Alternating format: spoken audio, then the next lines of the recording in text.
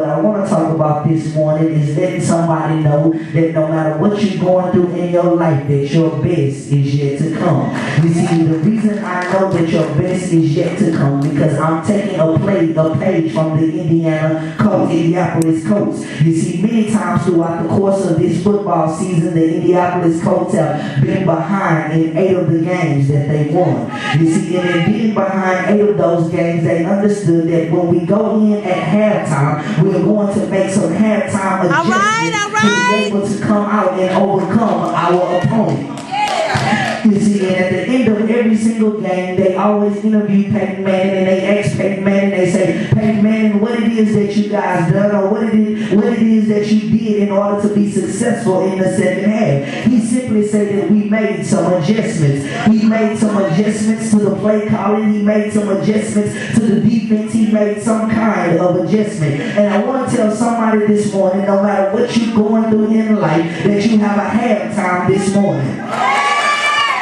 See, I think somebody missed that right there. I want to tell you, you have a halftime this morning. Pastor Scott, what does that mean? That means you have an opportunity to make some adjustments. You have an opportunity to see how the enemy been trying to defeat you, how the enemy been coming at you, how the enemy been trying to take you out. But this morning, you have an opportunity to make some adjustments. An opportunity to say, devil, I see you coming from the left, so I'm seeing my protection to the left. Enemy, I see you coming up the middle, so I got an opportunity to audible so that my protection will block me up the middle. But I gotta understand that my protection don't come from man, my protection don't come from my family, but my protection comes from God. And when I put my hand in God's unchanging hand, I don't have to worry about how the enemy is going to try to defeat me.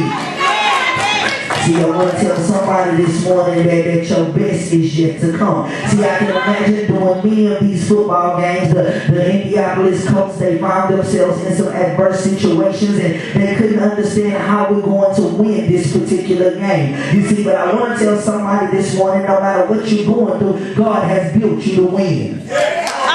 I need to tell somebody God has built you to win. See, every time you look around, you think you're a 2-time loser, but in fact, God let you know that you are going to be victorious. Pastor Scott, how do you know I'm going to be victorious? Because he says, stand still and see the salvation of the Lord. Because you shall not need to fight in this particular battle. But we got to be able to stand up and say, Lord, if you be for me, that's more than the world against me. So I'm not worried about who's trying to defeat me and come up against me, God, because I know you are my protection.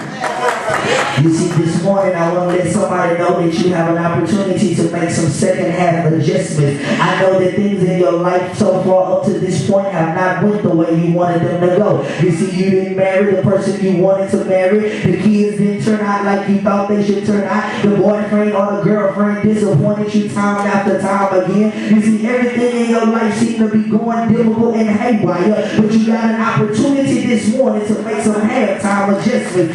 What you mean by that, Pastor Scott? I got an opportunity to say, well, fella, if you don't love me, I got a God that say he'll love me anyhow. But mama and daddy, if you walk out on me, I got a God that say I'll be a father to the fatherless, I'll be a mother to the motherless, I'll protect you when nobody else will protect you, I'll be there when nobody else will be there. So whoever don't want to be in my corner, you don't have to be in my corner because I got a God that made me. See, I want to tell somebody that no matter what happened in your life up to this very point, your best is yet to come. Look at your neighbor and say, my best is yet to come.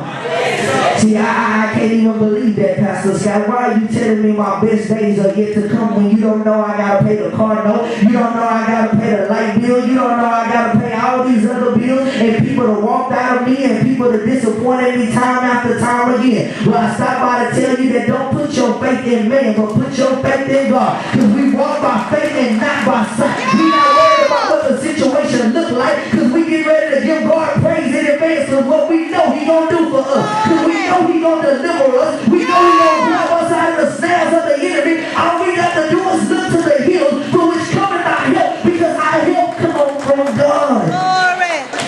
Listen, your best is yet to come. Your best is yet to come. Pastor Scott, what do you mean my best is yet to come? That means bad days are behind me. Yeah!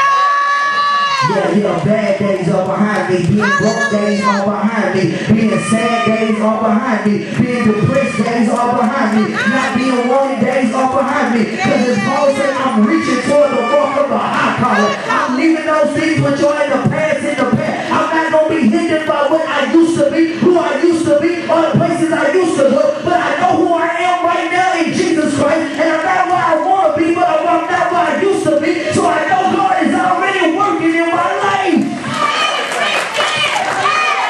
My best is yet to come, you see. Somebody say my best is yet to come.